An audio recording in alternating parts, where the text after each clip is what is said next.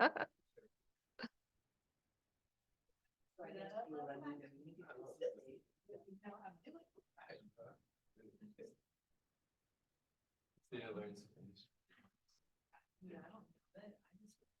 call to order the SANDAG May 3rd, 2024 Audit Committee. Before we get started, I would like to ask our interpreter to introduce himself and walk through how to access our interpretation services for today's meeting. Yes, good morning. Announcement from the interpreter. To use the interpretation feature, please scroll to the bottom of the Zoom screen where the meeting controls are. Click on the interpretation icon, the world, and select English as your language. If you're joining through the Zoom mobile app from a cell phone, tablet, etc., please press the ellipsis, then interpretation, and then choose your language. Finally, click on mute original audio to not hear the original Spanish low in the background. Headsets are available for interpretation. If you are in the meeting room, please check out a headset from the receptionist in the lobby. Aviso por parte del intérprete. Para hacer uso del servicio de interpretación, favor de desplazarse a la parte inferior de la pantalla de Zoom donde aparecen los controles. Haga clic en el icono de interpretación, donde está el globo terráqueo, y seleccione español. Si está utilizando la aplicación móvil de Zoom desde su celular, tableta, etc., presione los puntos suspensivos y luego interpretación y luego idioma. Si no desea escuchar el audio original en inglés en el fondo, por favor seleccione Mute Original Audio o silenciar el audio original. Contamos con auriculares disponibles para el servicio de interpretación. Si se encuentra en la sala de la reunión, favor de pedir auriculares con la recepcionista en el vestíbulo. Gracias. Thank you. Thank you very much. Ed, will you lead us in the pledge today? Begin. I pledge allegiance to the flag of the United States of America and to the republic for which it stands, one nation, under God, indivisible, with liberty and justice for all. Francesca, will you please confirm that we have a quorum? Thank you, Vice Chair. I can confirm we do have a quorum.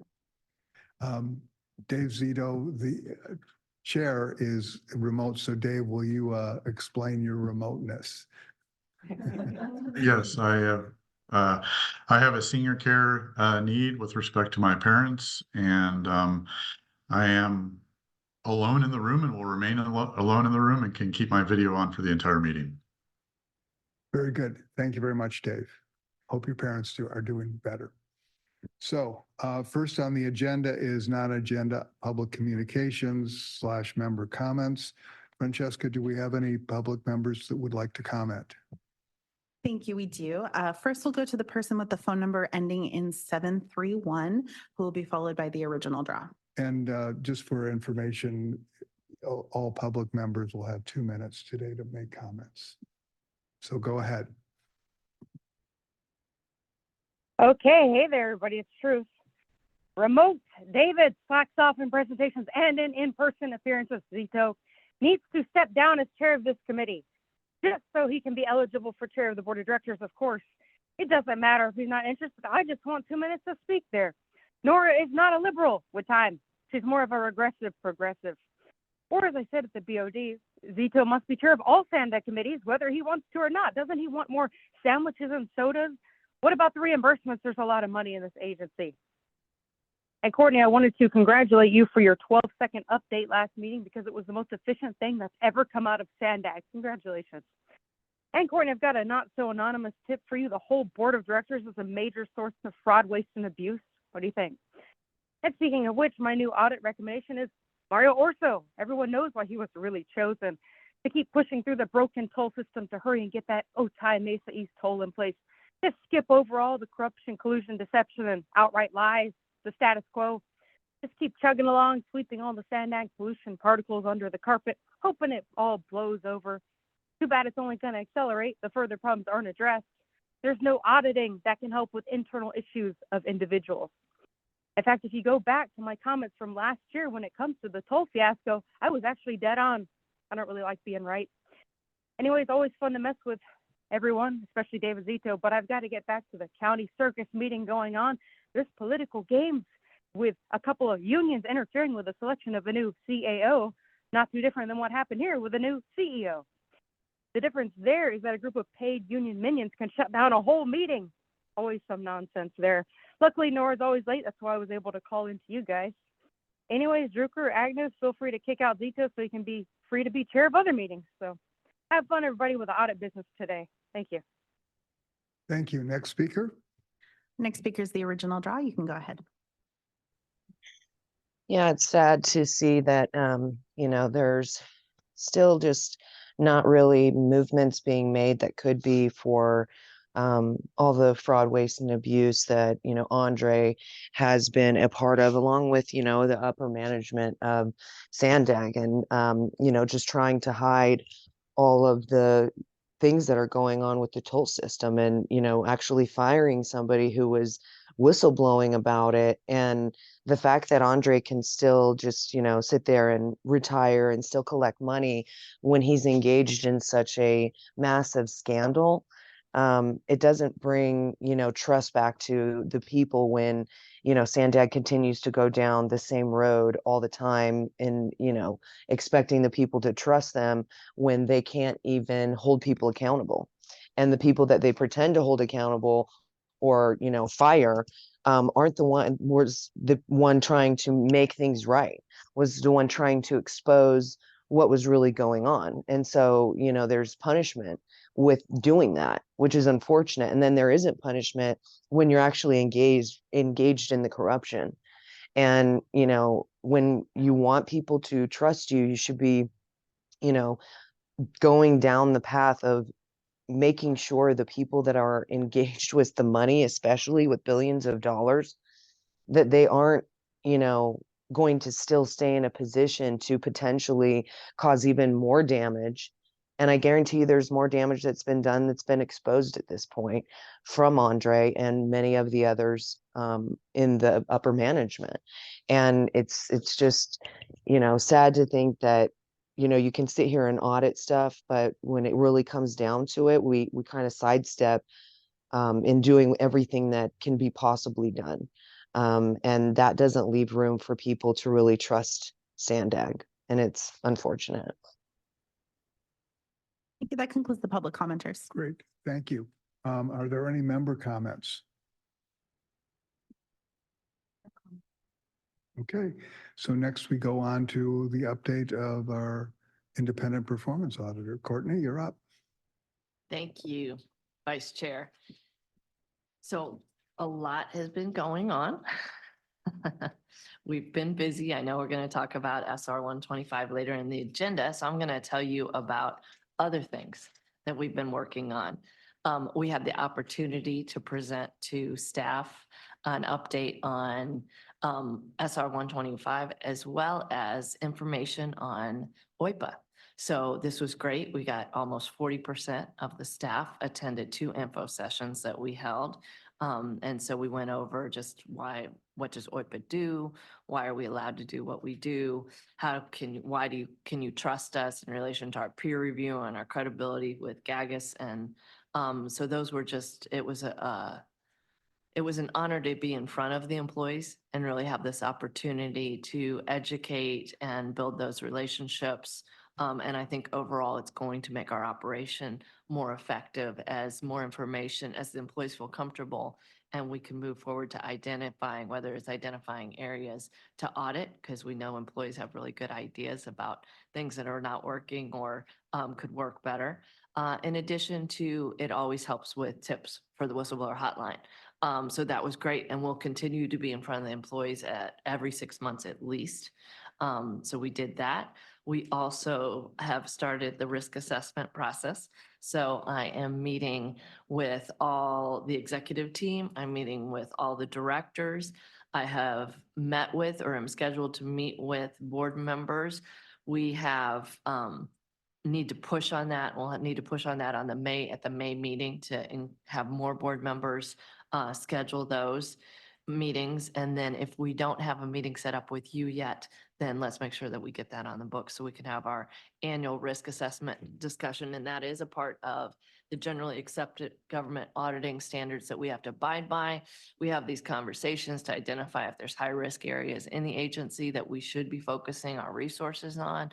Additionally, it helps us in audit planning, not just this year, but moving forward, what are some of the systemic concerns out there? So it really helps get my finger on the pulse of the agency in a deeper way.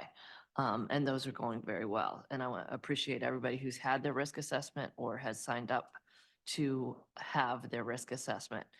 Additionally, let's see, we are working on 5 contract audits right now that will be issued by the end of the year, and anticipate having those in front of you in June, in July. So those will wrap up by the end of the fiscal year, and that'll be in compliance with the annual work plan.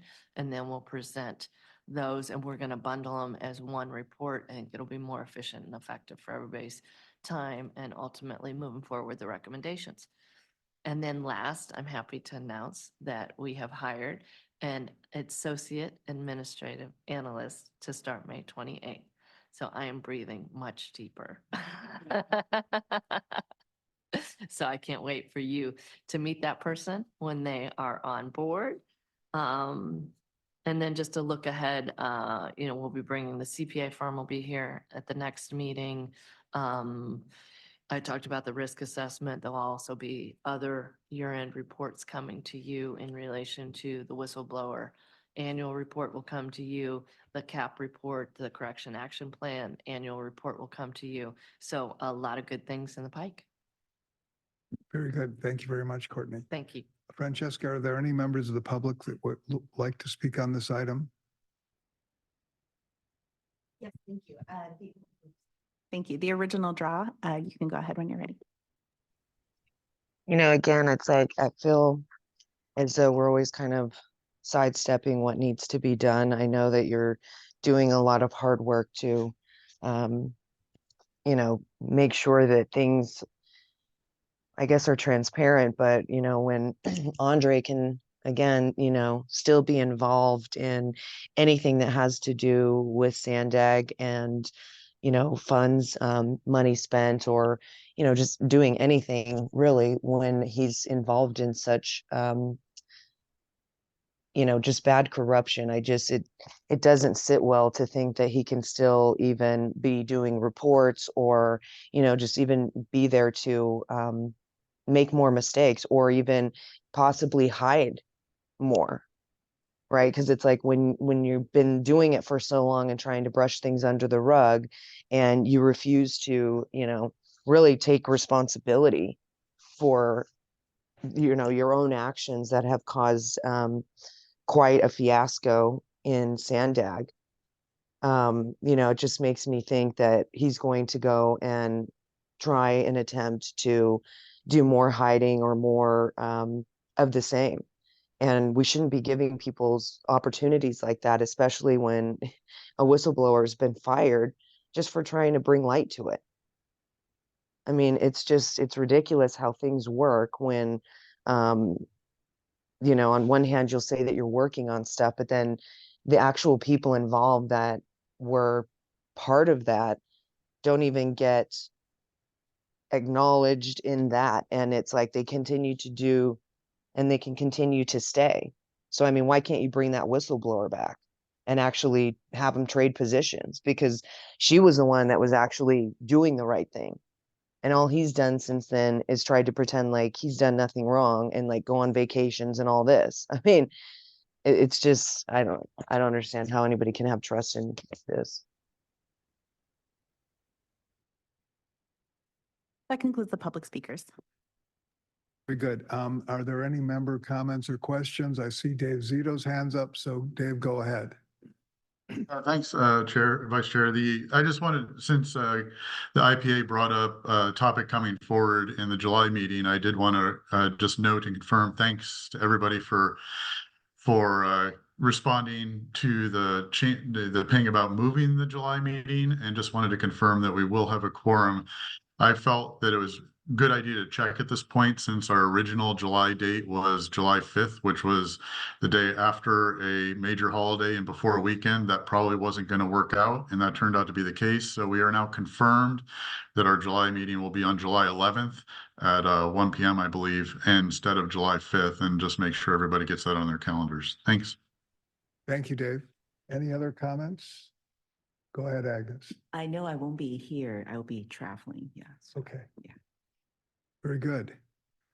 Next on the agenda is approval of meeting minutes.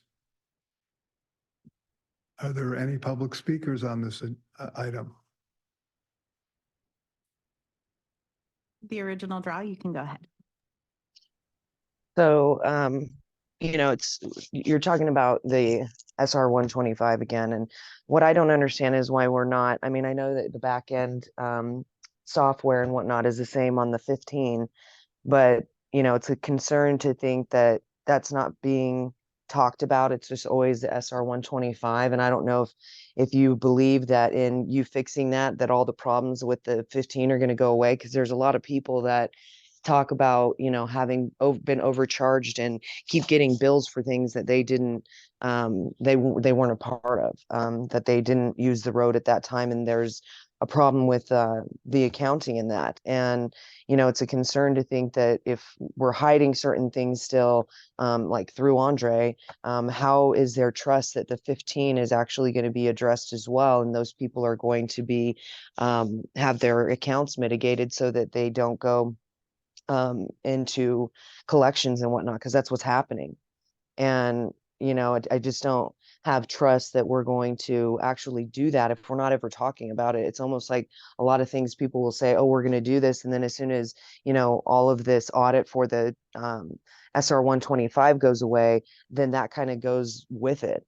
And, you know, nothing is really talked about. But I think that those customers deserve to have the same attention paid to the 15 as the 125.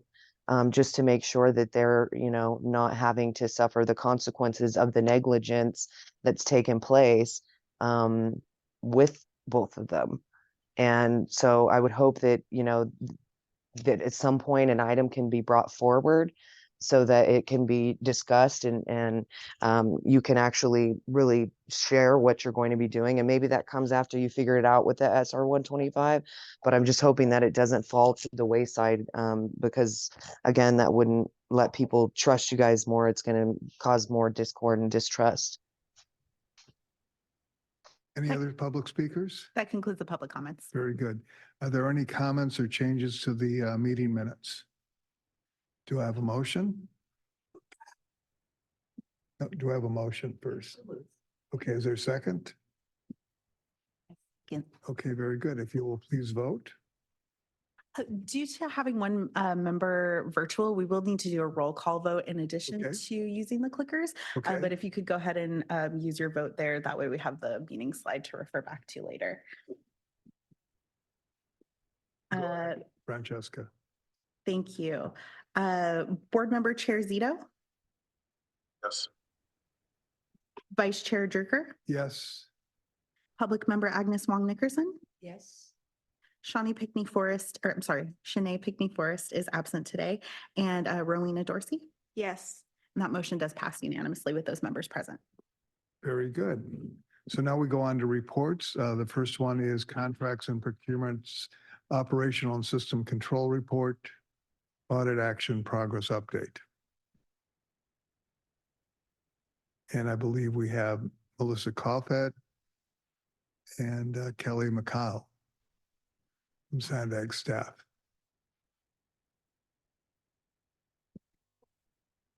Thank you, Vice Chair Jerker. Good morning, Audit Committee members. It's good to see you today.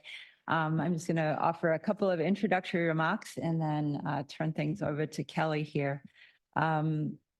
To kick us off, as a reminder, last April, management prepared an action plan as part of its management response to both parts 1 and part 2 of the contracts and procurement audit that the OIPA team had conducted. The action plan responded to 97 recommendations that were included between the 2 audit reports that we'd received. As part of the response to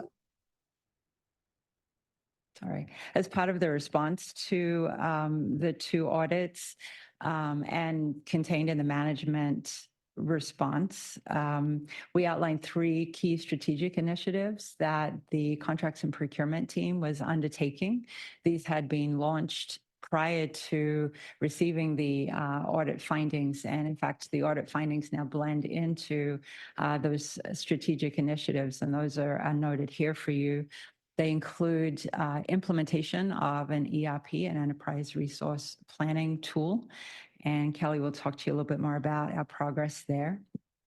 We also talked about hiring a director of contracts and procurement services, as well as undertaking a very comprehensive, what we're calling a procurement program optimization initiative, which really is intended to look broadly at all aspects of our contracts and procurement program, from the solicitation procurement side, the contract award side, and then the contract administration side.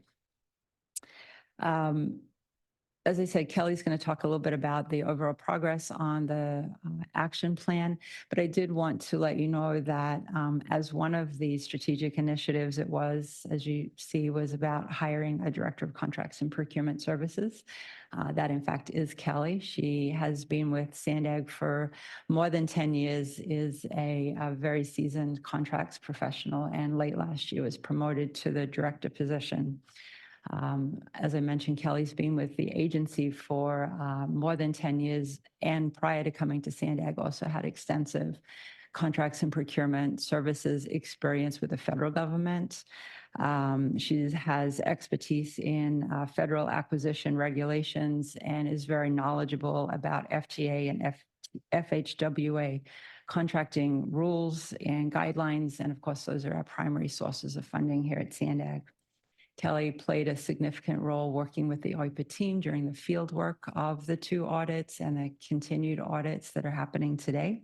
She's also integral in developing the action plan and now overseeing its implementation. So with that, I'd like to turn things over to Kelly. Good morning, everybody. I'm very excited to be here to share this update with you. So when attachment 1 to the report is the full audit action plan outlining 97 total recommendations. As of March, when we met with Courtney and her team to provide an initial update, we reported that 32% of the recommendations had already been completed, with 64% underway. Since that time, we have continued to work on the various actions and have started to pull together the documentation to deliver to OIPA so they can validate completion of those recommendations. So we have made significant progress on the recommendations in category 1, which is our system of record or ERP, and category 2, improvements to vendor payment procedures. I believe across those 2 categories, there were 28 total recommendations, and we've actually achieved 64% of the recommended actions that have been completed. In 2023, we dedicated tremendous amount of resources and time to the ERP project that involves system design, user acceptance testing, data scrubbing. So we cleaned the data to make sure it was going into our ERP so it had integrity, and then ultimately migrating that data into the system. This was a significant lift, but the agency successfully launched the ERP on January 2nd. With that launch, all procurement activities have been moved from our legacy CMS system to the ERP. All invoices are now submitted electronically and stored in the system and also approved. The system has a full audit trail and it's a seamless integration process. So when a requisition is submitted, the funds are earmarked out of the program that will be charged, and that carries through to contract execution and then ready for invoicing. We also conducted a massive training effort for end users, requesters, and approvers. We compiled training guides, and a SharePoint ERP learning site was established. So we've made some really great progress there. Categories 3 through 8 cover all of the recommendations related to our procurement manual updates. training, procedures and practices across all procurement and contract administration and award activities.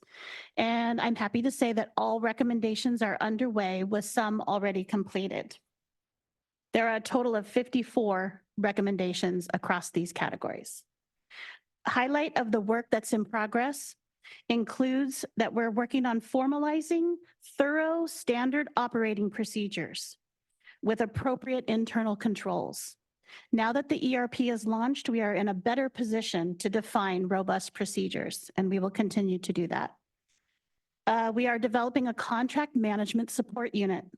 There will be dedicated resources and staff that will help establish this contract management support unit. And I'm also in process of hiring 2 managers, contract managers, and one of those managers will be also working on this contract management support unit. It's a framework, tools, templates, and training for our project managers here at SANDAG, so that when we hand off a contract, they understand what their role is, what the responsibilities that they're undertaking to manage it, to ensure that we are getting what we pay for. Phase 1 will be implemented very soon, and it will start when we award the contract. An email will go out to the PM, who will then know what their responsibilities are, and they will be required to report back to us on certain milestones and track what's happening with their contracts. The third item I'd like to highlight is work on a procurement academy. In August, we hired a learning and development manager, and I will be partnering with her to develop a robust and comprehensive training program for both contract analysts, project managers, and approvers that approve things here at SANDAG. So that concludes the update. More details can be found in attachments 1 and 2 to the report, and I am happy to answer any questions you might have. Thank you very much, Melissa and Kathy. I'm sorry, Kelly. Are there questions for, A question. go ahead. Yeah, with the ERP program or system, have you encountered any issues or problems?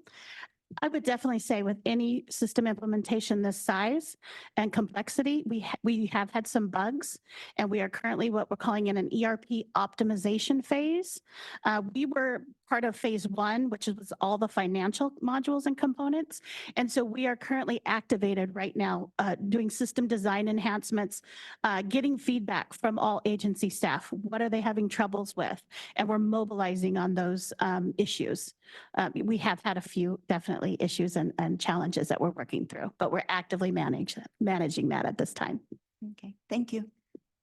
I do have Go a- ahead, Ed. Sure, I do have a follow-up question. So I assume before the implementation of this phase 1, you have gone through very substantial testing, validation, user acceptance, process, right? So even though you still have problems now, but the big one should have been caught, through that testing process? Yes, absolutely. We got together in a room, everybody that was involved, from budget to contracts to somebody who put in a requisition, and we tested all phases before we went live. But we are successfully, making payments out of the system.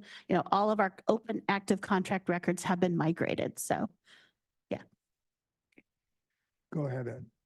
Thank you very much, Kelly. I did catch from Melissa that you're the director now. Is that Yes. for contracts and Yes, I am. procurement? Is that the Yes. correct title? Yes, And to whom do you report? I report to Melissa. Okay, thank you. Very good. Are there any members of the public that want to comment on this? Thank you, Vice Chair. We do have one, the original draw. You can go ahead. Well,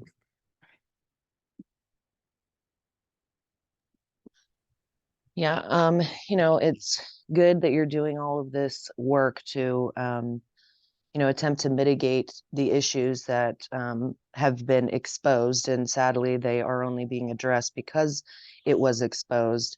And when we have a CFO, Andre, who's still involved in this process, and he was, one of the major factors of all of the problems that were going on before, he shouldn't have any say in or any involvement in this process. And he's going to up until the point that he retires. And so it's really hard to believe that all of this is going to be done in a manner where there's not going to be any corruption because he, I mean, it just doesn't make sense that we can still have, somebody involved in this process to try and fix what was already done and still have trust that it's actually going to be done in a manner that there's not going to be issues found out later that he, had his hand in this. And, it's hard to believe that you guys are doing things without hiding it too, because, it's not really being acknowledged on a whole that of his involvement. And he's being allowed to still, again, have his hands in the cookie jar.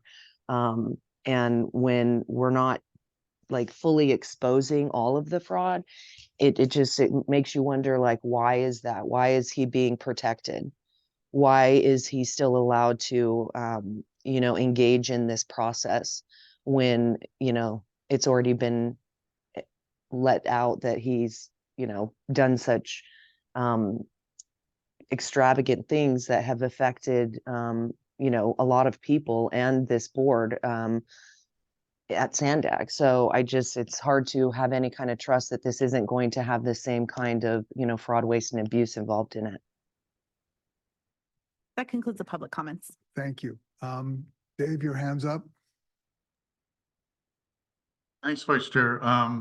Just first, I want to thank management for bringing this forward. It's great to see a document that has dates and times. I feel like we actually have an after action plan now. Before, what we had was pretty tenuous, just saying that we know we needed to do a lot of work, but now we have a plan before us. I do think just in the future, particularly given the update that we have today, it'd be nice to figure out, hopefully this will never happen again, audit of this scope with this many issues. I'll keep my fingers crossed the case. But if we do in the future, if we do come to a point where we don't have a plan, it'd be nice if we could get an update sooner than when 30% of the items are done, just to see what that plan looks like and to have any comments. But it's really good to see it now, and I would like to thank the management for getting us to this point. It looks like we are getting things done in a reasonably timely manner. I did have one question, though, which is in some of the areas under the categorizations and the responses there were comments that these items are done pending OIPA confirmation. There were other areas that said these items are done and did not say pending OIPA confirmation. I'm assuming, though, that all of these are pending OIPA confirmation, or have we actually confirmed some of these? They are all pending OIPA validation. Okay, thanks. And then the last one was in category 10, the other audit recommendations. There's this comment made about these are ongoing regular business practices were already in place before the OIPA reports were issued. And I'm just assuming that was a function of the audit, clearly went way back, in the contracts. And what the statement here is that there were things that we think were already done when the report was issued, but it isn't a dispute of the finding per se, or of the recommendation per se. It's a function that, and that we will actually have OIPA go and validate those conclusions. It's just a matter that the work had already been done. It was just looked like it might have needed to be done because we were auditing an older contract. Does that make sense? Chair Zito, it's Melissa here. Yes, your comments make sense. If I recall, the items in that category perhaps refer to sort of some of our staffing practices and training practices. They were not specific to contracts and procurement practices. And so I think the comments about they were established practices leans into those other processes that management has in place. You feel comfortable that if OIPA were to go look at those 6 right now today, they would say, yes, they're closed? I think if OIPA looked at those today, they would find that they are ongoing practices that we undertake on a regular basis. Okay. Which means that the recommendation would be closed. Okay, thanks. Those are my questions, and appreciate it again. Thank you, Dave. Agnes, you have some further comments and questions? I do. Actually, it's more for Courtney. I remember that last year when we went through the audit findings. So I'm so glad to see management has addressed a lot of them, but they're more like looking forward, right? Looking into the future and make sure things are in place, like good controls. But I know that some of the findings, just give an example, it pointed out that some of the payments have no detail on the invoice. So they can tell at the time, if I remember correctly, OIPA couldn't really tell if the payment was made appropriately, really based on work performed and at the correct rate. And if I remember correctly, that, OIPA, when they have more time in the future, want to look at that. And these are big dollar contracts, right? I don't want to let that just fall through the crack. I want to hear if you're seeing the same thing and what's the plan to follow up on those, right? If we overpay vendors, we need to take actions about that. Or maybe everything was okay. So I just want to get your, feedback on that. Thank you very much, Member Wong Nickerson, for the question. We are actively auditing right now 5 contracts in relation to invoice and payments. So we'll bring forward the results of those audits to you in July. So that's taking the contract audit 1 and 2 was so robust. There's so many things, and it really laid a foundation of work for management to focus on and for us to follow up on. And then as we move forward in the contracting track, right, based on that foundation, we'll make sure that we are addressing those. But that was the former auditor initiated those invoice and payment audits, and we had 10 slated. We'll bring 5 to you this year, and then we'll carry the next 5 over into, it will be represented in the work plan, and then we can have a conversation based on the results of the current invoice and payment audits. That's great. And that 5 or the 10 in total will still be just a subset of the whole population, but that will be hopefully indicative of, things are okay or not, right? Absolutely. And then I just want to remind the committee as well with the through line of the contract of establishing a contract specialized line in OIPA's org chart. So we should consistently be in contracts. We'll be looking at different things and you'll see that, but we'll always be evaluating to make sure whether we are randomly selecting one to look at invoice and payment, whether we're randomly selecting one to look at procurement, or once the contract is done, amendments, so that we constantly have that eyes on the process to help ensure if the corrections are working, and also provide the confidence to you all in the board that the system is working. Great. Okay. Thank you. Any other board comments? Go ahead, Ruby. I do. I just have a question. The 5 that you selected, how were they selected? The 5 contracts that you will be auditing? Well, I'm going to let Deputy IPA Carter speak to that. The 5 were selected based on their prior audit. We took the top 10 of that was on our list, and that's how we selected the 5 vendors that we are auditing right now. And those are represented in the report, so we can actually direct you to the exhibit of the. Lloyd.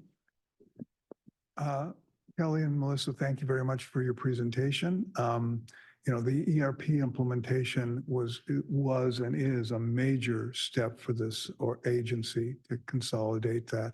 And kudos to you all, especially I think Ray Major, for getting this up and running on such a very timely schedule and getting, without any major hiccups. So I really appreciate that. Thank you. Okay, next on the agenda is what we're waiting for is the update on State Route 125 toll operations investigation. Dave, you and Courtney are listed. Dave, do you have anything that you want to kick this off on? Sure. Yeah, there isn't much of a report here because it's already been discussed in the board meeting, but we had our meeting last meeting to go over the actual OIPA findings, but we haven't met since management response was created, nor the OIPA response to the management response. So I just wanted to make sure that we met and had an opportunity to discuss or ask questions, and the audit committee members could discuss and ask questions as well. At the board level, there was clearly lots of discussion with many comments, and I would even suggest some requests. And I think one of the other things we could talk about is the meat of those requests and whether or not, if you look at what the board has done so far, the only action they have taken so far, meaning something that's involved an official vote or a formal vote, is that they actually approved the modified after action plan at the last meeting. So there is a documented action plan, but with respect to all the steps, which is part of what's in the report packet today for you. And so that's been approved and being worked on. But I just wanted to make sure that we had an opportunity to also provide our own thoughts and comments on that without necessarily going through the whole lengthy presentation here. Hopefully everybody has had an opportunity to read that, if not watch the board meetings themselves. And then I do think beyond that, we should discuss what the next steps are. With respect to what actions that we may or may not want to take, and I'm happy to go into that a little bit as well. But I think the main thing that I took away from the board is that there was still a lot of concern. There was some areas that they thought there might need more exploration, such as why the RFP wasn't issued earlier. And I think we need to talk about that and whether or not we should be actually officially asking the IPA to look into that. So with that, there's a little bit more context that I'd like to provide, but first I think it would make sense to see if Courtney wanted to add anything and then go to public comment, and then I'll be happy to provide some of my actual thoughts and musings on the topic. Thanks. Thank you, Chair. I concur with everything that the chair has stated. Just to give you a little background on the response to the response, when we looked at the response from management, so the response first came into us on April 8th as required from management, stating that they agreed with all recommendations and findings, and they took full responsibility for what occurred. And then a day later, management provided a more robust response to the board. So when we looked at that, we saw inconsistencies. So that is what preceded the memo that was sent out to you last week, identifying what the inconsistencies were. So I just wanted to give a little process on that. And those are the only comments I have. Why don't we jump to public comment? Thank you, Vice Chair. First, let's start with Blair Beekman, and after Blair will be the original draw.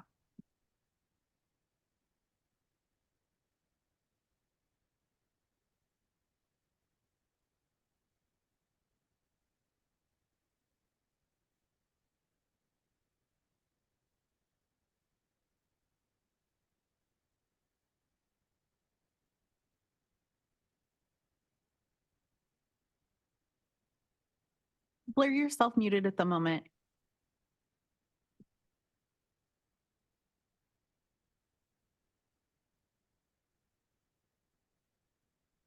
I'm going to go ahead and go to the original draw, and then Blair, I will come back to you. I'm not exactly sure what's happening. The original draw, you can go ahead now. Yeah, so, it's interesting that you're not going to give the audit committee the presentation. I mean, they weren't necessarily at the other meeting. And obviously, I've already heard it, but, when you're saying they took full responsibility for what occurred, again, it's only because it was exposed in the press. And that's what was so sad to hear about all of this coming forward, is that it wasn't because there was a problem and it needed to be addressed. It was because it was exposed and you couldn't hide it anymore. And you know, again, having Andre still having his hands in the cookie jar and making decisions that have to do with things that he's been engaged in, it again doesn't leave for, you know, people to trust the process of what you're doing, and make sure that it's not going to continue. Especially if he has, you know, a few months or a couple of months left to, you know, be engaged in these things. I mean, he should be actually kept out of it just for those reasons. And then it makes you wonder, what, you know, what is the FBI going to report back on after, you know, looking at the contracts in the finance department. You know, it's really hard to have trust when, you know, again, you're just having the same people involved in fixing the issue that was created by them. I don't understand that. It's weird. And so I don't know why we would be protecting this person. What the point of that would be, because the more you protect that person, the more you're showing that you don't want transparency for the people and for the people to make sure that there's trust in the process. And it would just behoove you to, you know, do everything in your power to make sure that Andre has no say or business deciding any of these things or mitigating this, because it's not going to be good.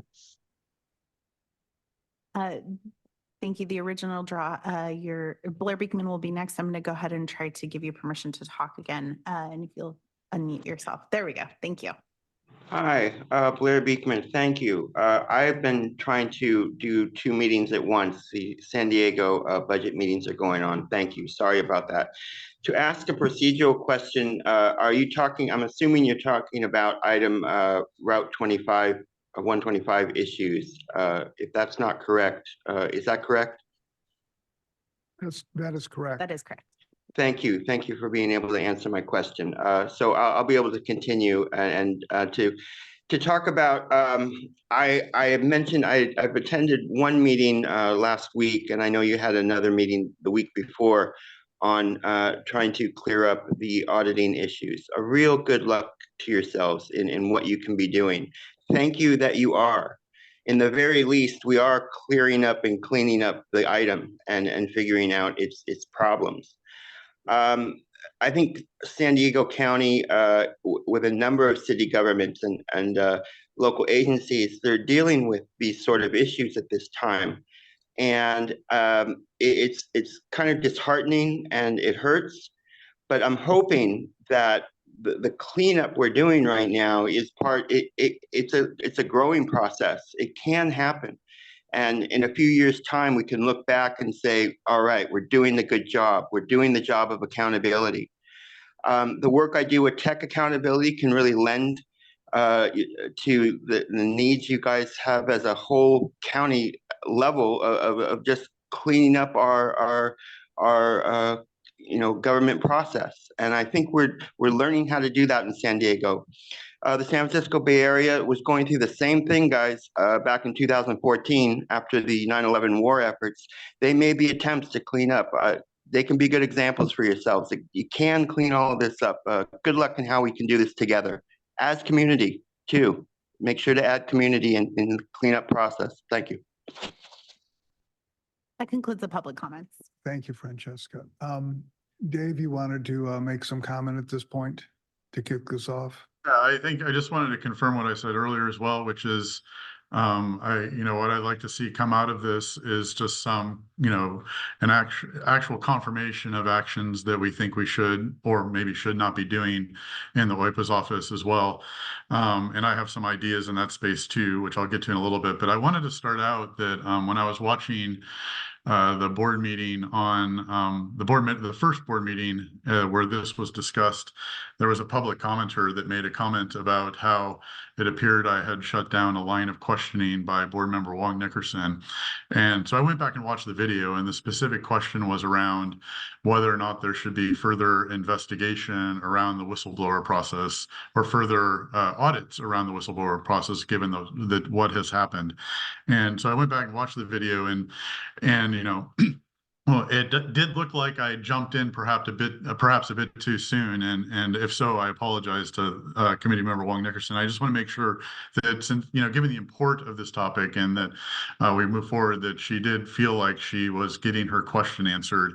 And in the interim, I think you heard as part of the OIPA update today, or the IPA update, Courtney's office has gone and done it started doing a lot of work around our whistleblower and fraud, waste, and abuse process, which is the appropriate way for these things to get discussed. But and that's what I brought up, which was that this particular item didn't go through the whistleblower process. But I just wanted to make sure, Member Wong Nickerson, when I looked at the video, you looked like maybe you didn't get your question answered, and I want to make sure your question was answered, and also potentially give Courtney a opportunity to talk about the work that she's doing in this space, because I think what we had was a relatively immature process before, and she's doing a lot of good work to make it better. Thanks. Courtney, you want to jump in? Thank you. Yes. The whistleblower process is such a critical process, and I appreciate the opportunity to clarify this. And there's two pieces of it. There's the whistleblower process that we have, and then there's other complaints that may come through the agency. And when we question whether those complaints are being addressed properly, I want you to know that if an employee is using a complaint process and it fails to work as designed, the administrative complaint process, they can notify me, and then I will identify, I will get involved in that process to see why it's broken, why it's not working. That's the first level, Member Wong Nickerson. The second level is if we would see a systemic issue in reporting problems, then it raises the level to warrant an audit, so that we would identify, why is this complaint process not working? So we've looked at SANDAG's initially, taken a look at what some of the complaint processes are in relation to discrimination and grievance, just documenting the process right now.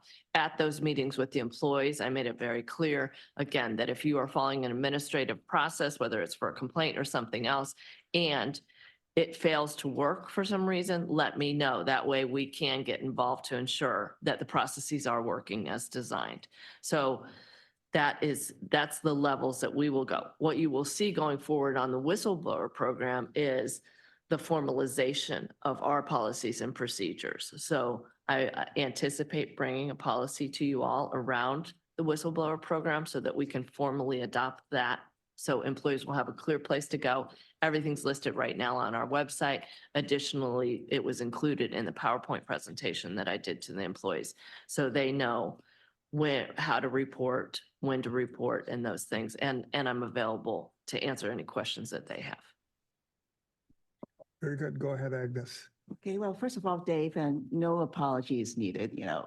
I don't think you were trying to shut me down. I think you were trying to point out this is not necessarily the right place, or the policy doesn't quite apply because it didn't go through the whistleblower channel.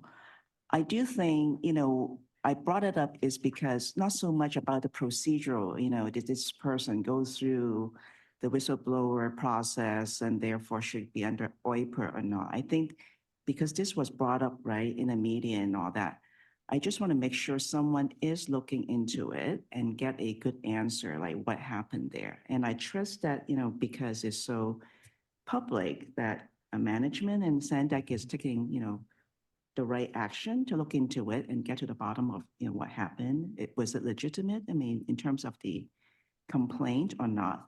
And also it's unfortunate, right, that it seems like there's no process, at least from the employee perspective, that either you complain to your boss or go take a lawsuit. I mean, there should be something in between, right, before it gets to that bad. So I just want to make sure as SANDAG, we have a good process in place. Employees, they don't feel like they're that desperate, that the next option is to go take legal action. So. Absolutely, and they should come forward. to my office. There should be some. Absolutely. Yeah. So that's the key is that we want whistleblowers coming through OIPA and we can protect them against retaliation. That's where we can evaluate the claim. We can initiate an investigation. So to the point of really formalizing this, ensuring it's robust, making sure that there's an education process around the purpose of the program, around its protections, all those pieces. So then employees have the comfort level of, yes, I can go there and be protected. Okay, good. Yeah, I think that just, all I'm trying to say, there should be some kind of escalation process that employees feel they have access to, right? So. Absolutely. And if it's not clear, so if you are an employee and you go to a supervisor and the supervisor is not responding, then they should come to my office. No one should be ignoring your request, ignoring your complaints.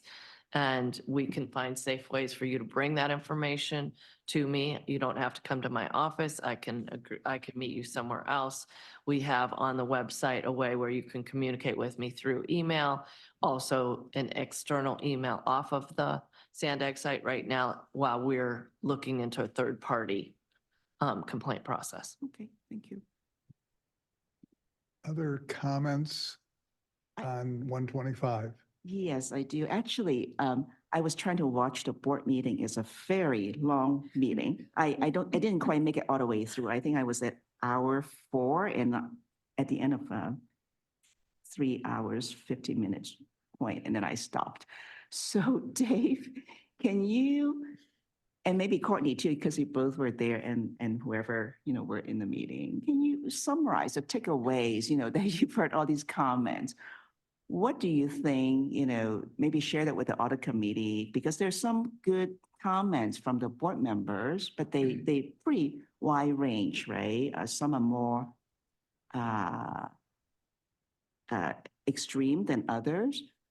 But I feel like maybe it'd be good for the audit committee to hear what the range of recommendation or suggestions, or ideas that got thrown out in the board meeting. And then we can kind of narrow down, like from an audit committee, like what kind of things we can be looking at, so. Go ahead. Yeah, David. Vice Chair, okay if I speak? Go ahead. Yeah, okay, thanks. Yeah, thanks for the question, Agnes. Just to put it out there, I'll throw it back in that, the board is what the board is and they're going to do what they're going to do. So part of why we're talking about this is also to come up with any comments or feedback or thoughts of our own. And so I don't want to restrict it to just what was done at the board meeting. If one of the committee members says, this is an important thing and we should have been talking about this and the board didn't address it, let's do that. I don't personally have anything in that space, but after watching both board meetings and just diffusing out what I took away, there were a couple of things. I think there's things that we could recommend. I think it was unfortunate that the board didn't actually officially vote on anything outside of just accepting the updated action plan, because there was a lot of issues raised, and it is supposed to go back to the board for some certain targeted discussion, which I'm not sure exactly what that'll be, but there could be more. But I think there are things that I saw. So there was a lot of concern expressed around the sole source process for that was used to select Deloitte and A to B for the replacement of the ETAN system, if you recall. So, my thought would be what we could potentially do is just recommend and take a vote today on suggesting to Courtney that we already have a recommendation from Courtney that she audit the sole source process, including this particular contract, the Deloitte and A to B contract in that audit, I think is a recommendation we should make. The other thing I heard was a lot of concerns about whether HNTB's contract was managed appropriately or done correctly. As we all heard today, we're doing ongoing contract audits in the OIPA office. And I think one of the things that we could recommend, again, is that Courtney's department look at the HNTB contract as part of the 25 audit work plan, as that being one of the contracts that she looks at, and to make sure everything was done there correctly and appropriately. And I'm interested in potentially moving forward with that too. I would note that that we already have approved the request and continue to support the request that that we bring in someone from the outside under Courtney to assess the financement department's operations, policies, practices, and procedures. And just, we should be having the oversight included in the 25-year work plan as well. The two areas that I think are still outstanding, which that were key in that meeting, is, I heard a lot of discussion around knowing who knew what, where, and when, and as well as, which I think is highly related to the discussion around why wasn't the RFP to replace ETAN brought to the board sooner. And the thing that concerns me is that if you listen to the last meeting, I heard arguments on both sides of that, which was, it seems like there's a lot of people interested in moving forward with that, but there were a couple of board members that said, looking backwards can only cause us more challenges of actually developing something good going forwards. And it's really time. We know this was an issue and we should just be fixing our processes going forward. So I'd be interested in the thoughts of this committee, because right now I don't think Courtney has good direction of whether or not she'd be rejiggering her priorities to kick off such an investigation. In my mind, if that was to be looked into, it'd be very specific, very specifically around why wasn't something brought to the board sooner, and who knew, who was involved in those decisions, who knew what and why and when in that decision process. And my takeaway from the board meeting was that the explanations were kind of mixed. Colleen said, we really don't know the answer to that question. And Andre said, well, we made the decision that we needed to do an RFP, and it just took us 13 months to bring it to the board. And by then it was too late to do an RFP as opposed to a sole source. So the question hasn't been answered well, that's for sure. And so it could be looked into. And then the last thing I think is, which this has pointed out, is I think we need a slightly better defined process on how we handle requests from the board. Because, right now it seems like there's a bunch of requests out there, but once again, nothing's been voted on. And so, I would stipulate that maybe we should go and work on how this should work in the future, so it's a little bit more smoothly, since we haven't really encountered this before. But those are just some of my thoughts. I'm very interested in hearing what other people have to think too. Go ahead, Ed. So I sat through the 5.5 hours. I was here till 2:30. It was educational. So Courtney, I know there was a comment that was made, and I believe you made it when the question was, who knew what and when did they know? And I believe your answer suggested that there was a management team, or more than one individual, who was aware of this process, the failings between HNTB, ETAN, and the overall collection process. And I am going to get to the point about the whistleblower in a second. It's going to come full circle. And the initial information was from 2022, when we knew that there were failings. So I think that really aggravates the question about why did we wait until the point where we could not issue an RFP when we knew, or persons knew back in 2022, that there was a problem. That doesn't necessarily trigger an RFP, but it does trigger a notification to the board, even if it's not an in-depth report. Hey, we're having some issues with this. This is what we're looking at. We're going to follow up in 90 days, 30, whatever it kind of goes to the last item we talked about and the chair brought up. You've worked on 30 items so far. How come we're just now hearing about it today? This is what we're doing. We're going to update you on a regular basis, which I think there's just a dearth of information that flows. It's, we got it, don't worry, until it goes south, and now we have to worry. And the whole thing about the 125, and without getting into the issues that I know are at hand and very important to this organization, with the information from a former employee that there was a problem, and now that employee is no longer here. And then, the beauty of hindsight is, well, we did know about it. And where is that employee now? And then we know at least two people knew about it, one being the CFO and one being the CEO, because that was well reported and brought to the board. What are we going to do to ensure that not, I'll use the term rank and file just to be polite, but I think the bigger problem we're going to have is with the management team, because they do see things at a higher level. If they see a problem, and they'll need a comfort level that if they bring it to you and they're privy to the information, there were only two people in the room, it's going to be pretty obvious, and especially if it's their boss. My boss is not doing what I think is appropriate based on these policies or, agreed upon stipulations. How do you manage that? Because, retrospectively, we saw how it was managed with a prior employee. So there's a lot of bridging that needs to happen to build that level of faith. And I see it's a very difficult task for you, but I think that is going to be the larger task than worrying about, somebody didn't pay into the coffee fund. That's not really an issue here. We're talking about, multi-million-dollar contracts, procedures, and fantastic that we now have a process where we can streamline all that and track it.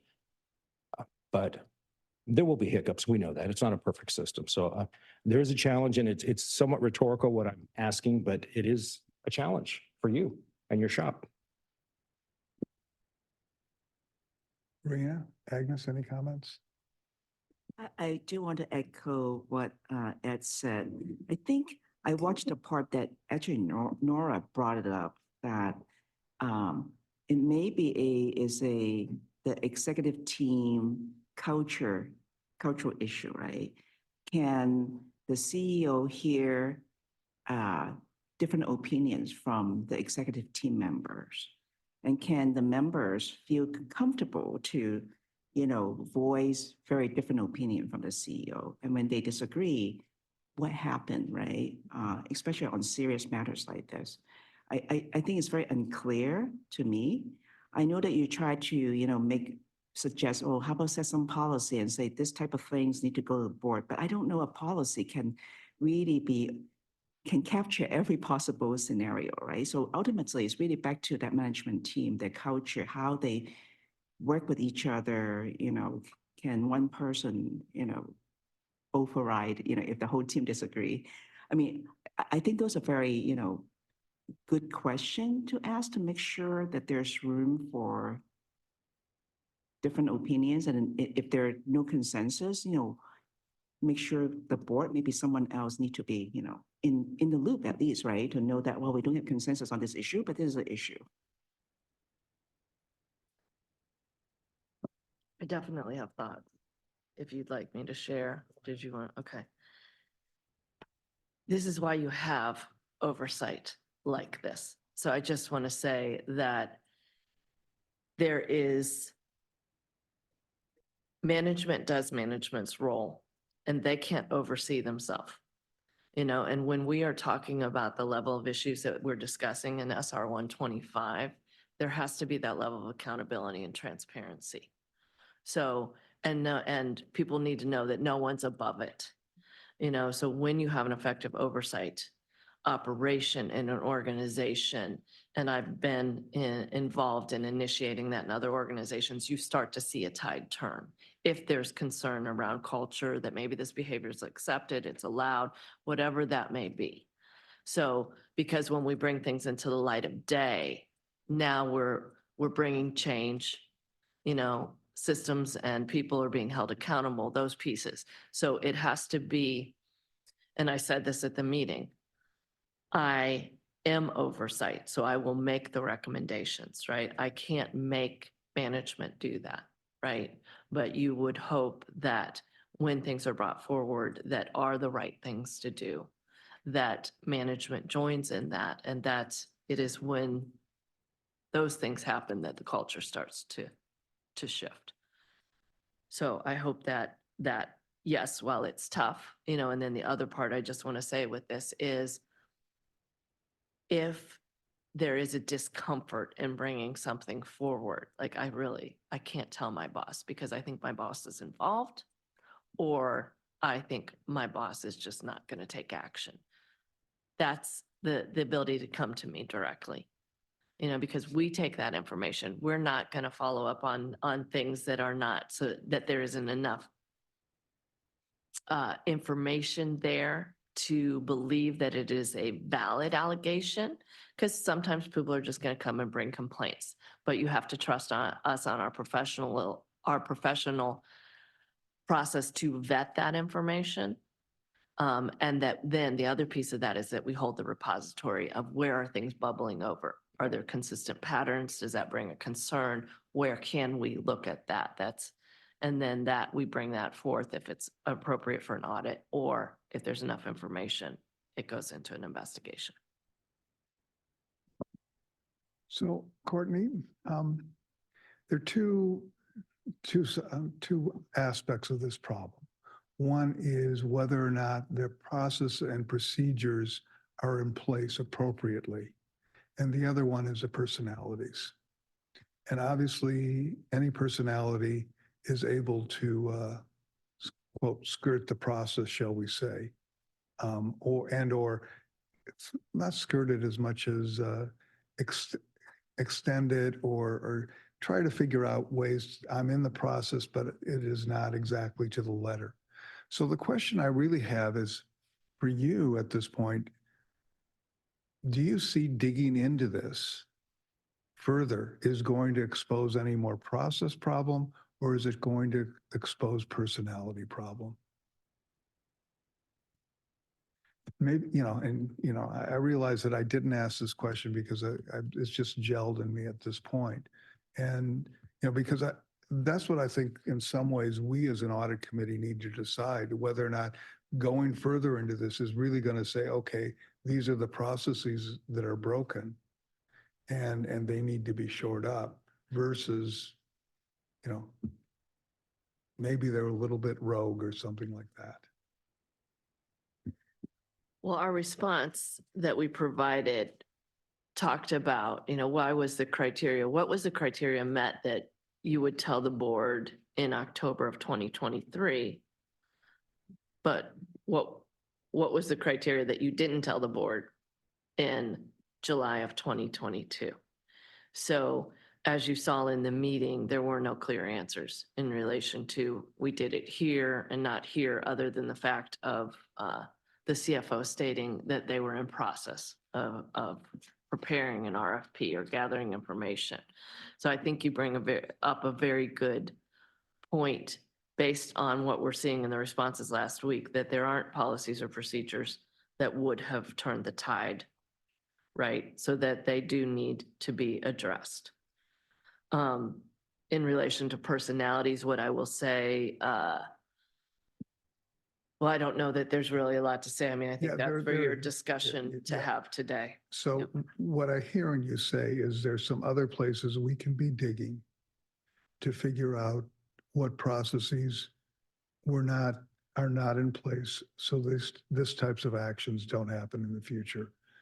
So, what I'm hearing somewhat is, yeah, we should do some little bit more digging at this point. It is not 100% clear as to whether or not there's a failure in process.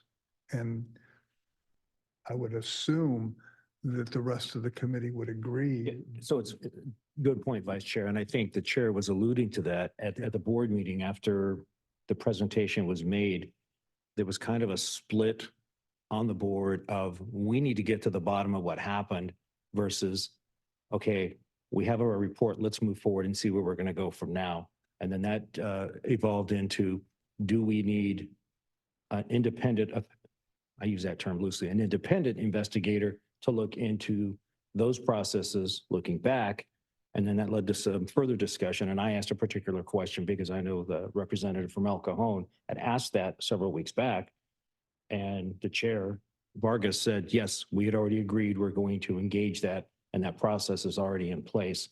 So that, because, to encumber your office with conducting, and I know you're a forensic examiner, but now that puts everything else on the back burner because this has to get done. Okay, well, you know, how many plates can you spin and keep them all moving? So there is, Chair, correct me if I'm wrong, there was almost a split consensus. Okay, we have our report. We can't unring a bell. Let's move forward versus, oh no, let's check out that bell and see why it was ringing. So agreed, which is why I was disappointed they didn't take a vote on that. Yeah, it was kind of just left hanging in the air. It was left hanging in the air, and I think the reason it was left hanging in the air is because the chair has agreed to talk about it again at another item, right? So I think we are faced with a decision relative to what you're talking about, Ed, of do we direct Courtney to look at something? And I think, keep in mind, there are two separate entities here. There's the audit committee and then there's the board, and we have our own roles and responsibilities. And so if we think there's something to be looked into, we can go ahead and ask Courtney to look into it. Or to your point, Ed, the board may choose to go out and hire somebody to look into this, and then we're potentially doing redundant work if we ask Courtney to do it. So we could potentially wait as well on this particular one. And I just wanted, because the process isn't well defined right now, and we don't have a clear guidance from the board, it's really tricky. And that's why I wanted to have this discussion and hear the opinion of the various members of the audit committee. I think that's well taken. So if we are going with an outside investigator specific to those issues, then they could certainly work with your office and say, this is what we found procedurally, because that's what we work on is our procedures. Are we following our policies? Do we need to amend, adjust, or perhaps remove a policy? And then it's not a criminal issue, but an investigator who's looking at it strictly from a process point and not concerned so much about our policies would then be able to pick up what you have and move forward and come back with their report. Does that sound fair enough? I think that someone can, yes, they can pick it up. I think the key is in relation to the independence is having it flow through OIPA. I Right. still recommend that things stay in OIPA. And I would recommend that the determination of how best to execute be left with my office. So whether it's an independent investigator or it's some, acquiring more resources, right? In OIPA versus being directed to hire an investigator. Because I think we have to look at, we have the annual work plan coming up. We have to look at what's on our plate, how we prioritize that. And like, to your point, how many plates can we spin? Sure. We know that we put SR 125 out in a very abbreviated time frame, and that other things were impacted by that. My concern, and I think I made that comment, and I even used that term about lifting up the corner of the carpet. Really what it comes down to is reestablishing that bond of trust that SANDAG needs to have with the greater community in San Diego, that we are going to correct our past mistakes as best we can, acknowledge them, and move forward at the same time. Thank you. Thank you. Yeah, I agree. I do think that right now the answer is pretty unsatisfying, right? Because Colleen said she didn't know, and then there are different theory what happened. I do think it's important to get to the bottom of it, if it's possible. I think it is a knowable, actually, to find out what really happened. And to me, it seems interesting, right? I think at minimum, I would like to know, well, first of all, who are on the executive team? I don't have a good sense, actually. Are you on the executive team too? I am fully independent, so no, So you're I not am on the no full part team. of management or daily operations of the organization. You're not in those meetings? Yeah. No. Okay. And I think it'll be good to know is, maybe all the executive team members have a different opinion and then get overridden by the CEO, or everybody see it the same way and say that there's no need to go to the board. I mean, then there's a different problem, right? So I think that, I would like to know, how the team saw this issue. Do they see it the same way or not? I think that's very unclear to me, actually. It's unclear to me, who was managing the contract? Is there somebody in particular who's over the contract besides the contract management team? And why, if there was a problem in the beginning, why wasn't the contract audited? I mean, we could have found out a lot of these problems if it was audited in the beginning. So that's just my concern. Why wasn't it, why didn't they ask for an audit if all these problems were going on?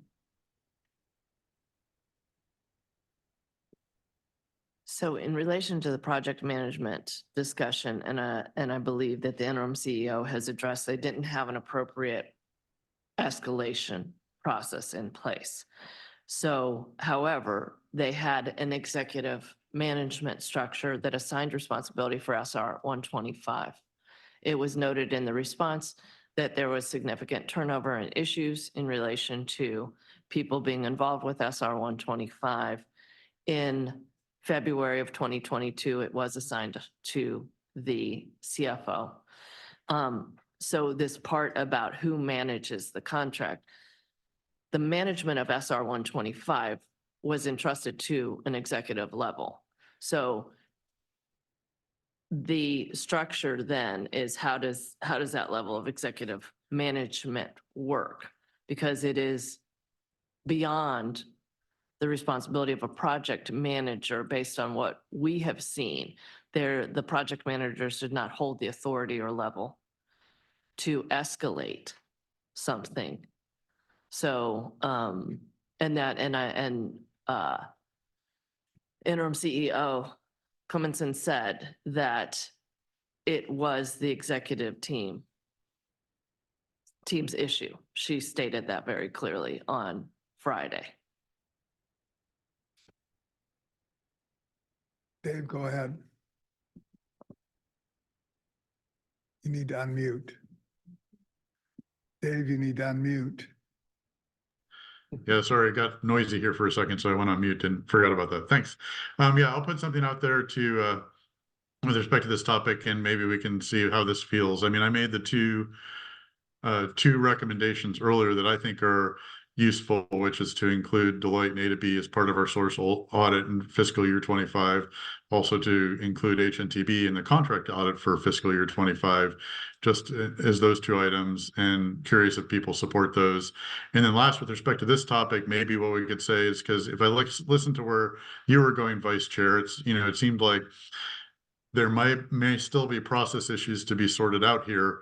And then where Agnes's comments were going, wanting to find out more, maybe we should say that, yes, we do suggest that the OIPA office figure out how to do this targeted investigation of why the issue wasn't brought to the board sooner and why RFP wasn't issued sooner, and then make a recommendation to the board that any investigation in this area be run under Courtney's office so she can at least optimize resources. Any investigation they authorize be run under Courtney's office so that at least she can optimize and prevent two people investigating the same thing if necessary. So how does that sound to people? You and I are in kind of the same thought pattern here. Okay. The only change I would make is that for Courtney to come back and tell us and the board what she believes the best way to do it, to investigate that further, whether that's independent audit or whether it's, having her hire more staff, et cetera, which is what she suggested. So I would agree with that. And any other, and go ahead. I can go ahead and form that as a motion for discussion purposes then. Amber Lynn has already created the motion on this, and, the three of us were psychically talking about this. So we all are on the same page. I assume Rowena and Agnes are on the same page. Yes, So I with agree. that, Amber Lynn, you're going to give us the motion, right?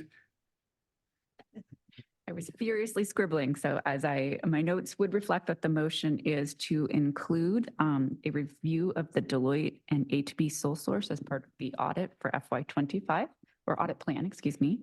Similarly, to include HNTB review as part of the FY25 audit plan. Engage OIPA to make a targeted investigation into why the issues with ETAN were not reported to the board sooner. And then recommend that any additional investigation be run through the Office of the Independent Performance Auditor, including the IPA providing a recommendation to the audit committee and board regarding how to best accomplish that effort. Yep, I think you got it. Get it? Excellent, Amberlyn. Thank you for that. I make one small change though, or addition, which is it wasn't just the ETAN issue. It's why wasn't the RFP brought forward sooner as well when it was initially seemed to be recommended. So they're the same issue. I just like both called out. Courtney, you had a. Chair, can you just phrase how you stated it initially? I just want to make sure we are crystal clear. So, because we have what the discussion was in relation to who knew what when, and why wasn't the RFP issued sooner? So because it sounds a little bit I think different. to be crystal clear about this, what I'm suggesting is you have a targeted investigation that you can either run now or wait until you get wait until the board authorizes it as well. But from the perspective of a target investigation around why the ETAN issues and the RFP was not brought to the board sooner, and who was involved and knew what when in that particular process. Does that make sense? And is everybody else nodding their heads? Okay. Thank you, Chair. I believe that that's what everybody wanted. I just want it to be crystal clear. I think it would also help when you bring this to the board to clearly define the scope. If we're going to an outside investigator, this is what we're doing internally, and this is what we see as the correct scope for that investigative team so we're not paying for the same real estate twice, and we're not just going to go off on down rabbit holes looking for things that really might be interesting, but are not specific to what we want to know. I would like to comment. Yeah, specifically, I think that the concept is for Courtney to come up with a recommendation on how to do it. And then the audit committee, the board all agree, and somebody will go forth and get it done. So when we initiate an investigation, it is not normal course of business for us to discuss that investigation. And we went through that with SR 125. So bringing forward, we've talked about general topics right here in relation to what the investigation's objectives are.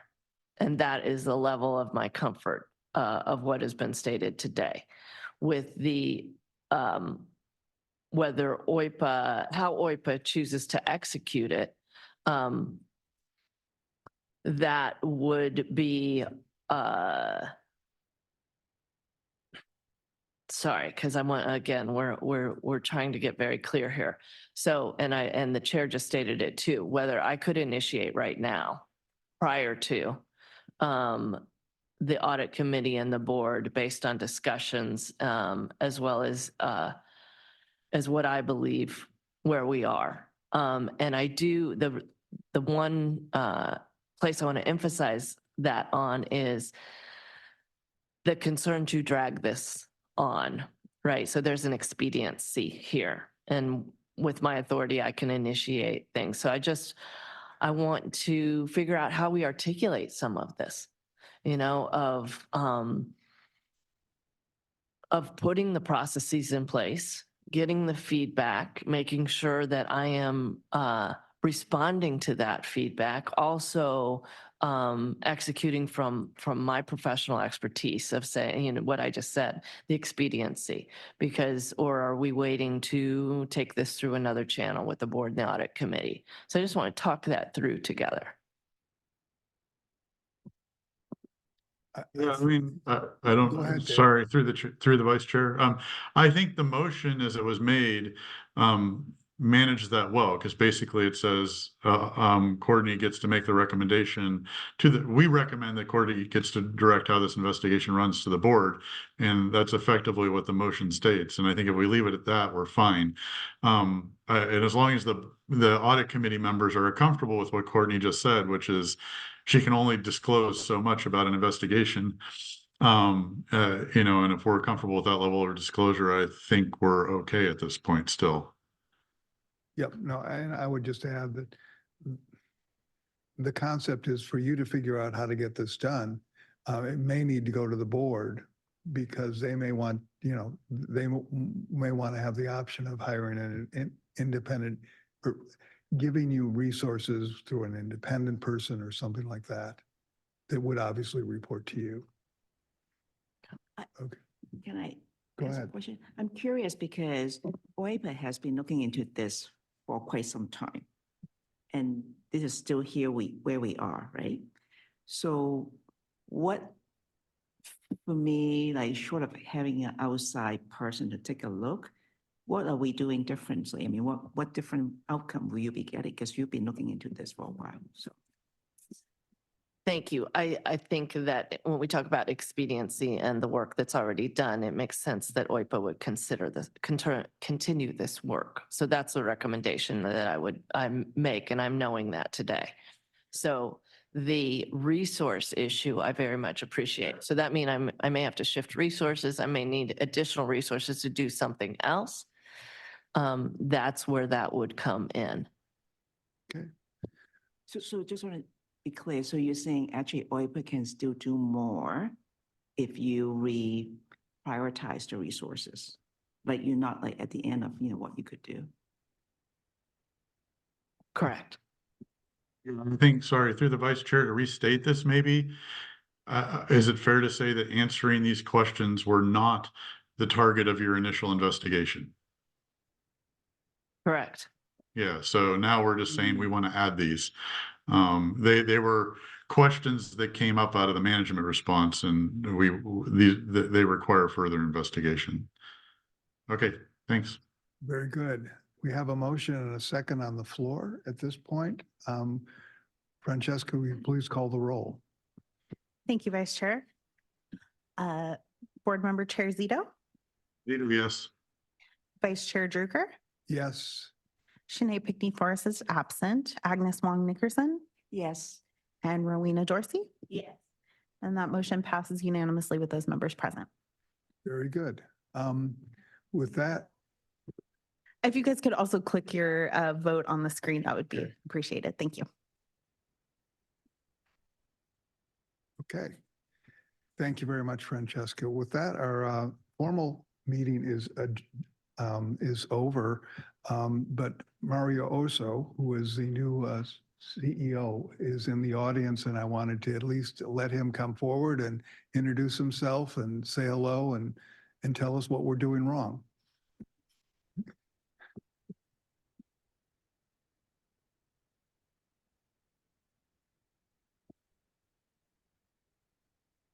Thank you, Vice Chair, and what a pleasure being here with all of you. I think the first step is, my name is Mario Orso. I will be the incoming CEO June 17. I'm still a Caltrans employee, Chief Deputy District Director until June 14. So I will take some time in between there to charge the batteries before I come in. It's as you could see from your meeting, it's going to be quite a bit of work that we all need to do.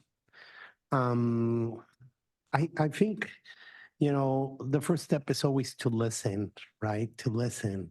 During my interview process in this chair, I told the board that one of my mottos is that everybody's beautiful. And what I mean with that is that everybody brings value to a conversation. Everybody has something to offer. We are not all the keepers of our own truths. We all assemble together our thoughts, a better product. And that's my motto, right? Together with a lot of the things you discussed today, some who know me will say that I always keep telling the team, everybody has a boss. So remember, you need to report to somebody. Even the president has a boss. So you need to be accountable. That is why it's so important for me to be at the different PACs, policy advisory committees, especially this one at this time and moment in SANDAG's situation. So thank you for acknowledging me. I'm humble to be here with you guys, and I'm just here and learning and taking notes, and want to start running with it formally in June 17. Even so, I already started talking with some people and making a lot of notes. So thank you. I don't know if you have any questions for me. I'm sure everybody will want to come introduce themselves. So I hope you'll stick around for a few minutes to, Absolutely. and I really appreciate the comments and look forward to working with you. Yeah, and I think the best partner for success for me will be Courtney, because she will be putting in those processes. I will be bringing her my challenges, and her as an expert can help me. We should not be reinventing the wheel. The wheel has been invented in many industries, groups, policies, institutions. We just need to come and look at those best practices and what we can adopt here in this agency to keep making it a success for the public. Thank you. Thank you very much, Mario. So with that, we're adjourned, and our next meeting will be June 7th, 2004 at 9 a.m. Thank you. Thanks for running the meeting for me, David. Appreciate it.